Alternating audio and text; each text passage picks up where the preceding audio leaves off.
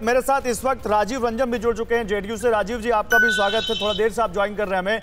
नीतीश कुमार पर बहुत बड़े हमले बोले हैं तेजस्वी यादव ने, टीवी9 भारतवर्ष को दिए अपने इंटरव्यू में और कहा है 30,000 करोड़ का घोटाला किया नीतीश कुमार ने।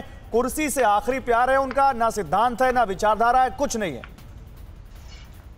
उनके पिताजी एक घोटाले में ही सजा याफ्ता है।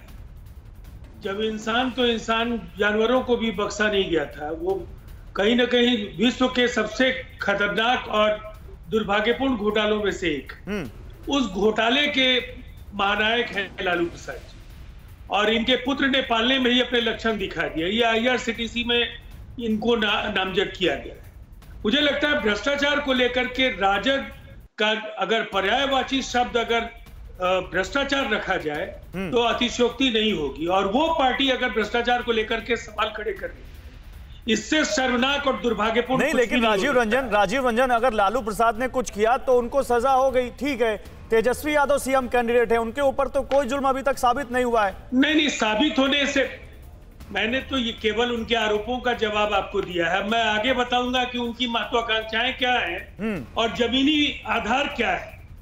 अगर एक तरफ नीतीश कुमार को आप देखेंगे, उन्होंने अगर 69 वर्ष की उम्र में 45 वर्ष अगर संसदीय जीवन को दिया है, सार्वजनिक जीवन को दिया है, तो काजल की कोठरी में एक बेदाग राजनेता नहीं, उसी पर तो आरोप, उसी पर भी तेजस्वी यादव हमलावर है। राजीव भाई, उस पर भी हमलावर है। कह रहे नीतीश कुमार थक गए, वो कह रहे नीतीश कुमार थक गए हैं और अब केवल कुर्सी पर आराम करना चाहते हैं, उस पर भी वो हमलावर है।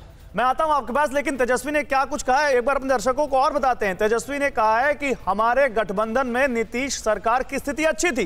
वो कह रहे हैं हमारा गठबंधन तोड़ने के बाद नीतीश सरकार में घोटाले हुए, मौजूदा सरकार से लोग नफरत करने लग गए हैं। अब ये भी कह रहे हैं तेजस्वी यादव, यानी वो कह रहे हैं कि जब तक हम थे हमारे साथ एकदम पाक साफ थे नीतीश कुमार, और जैसे ही हमसे अलग हुए उन्होंने घोटाले करने शुरू कर दिए। ये सारिका जी, ये बात समझ में नहीं आई। नीतीश कुमार जब तक हमारे साथ हैं तब तक अच्छे, जब दूसरे के साथ जाएं तो गड़बड़। इलेक्शन का टाइम था जब हमारे माननीय प्रधानमंत्री नरेंद्र मोदी जी ने खुद मंच पे खड़े होकर के कहा था कि 56 घोटालों में नीतीश कुमार संलिप्त है।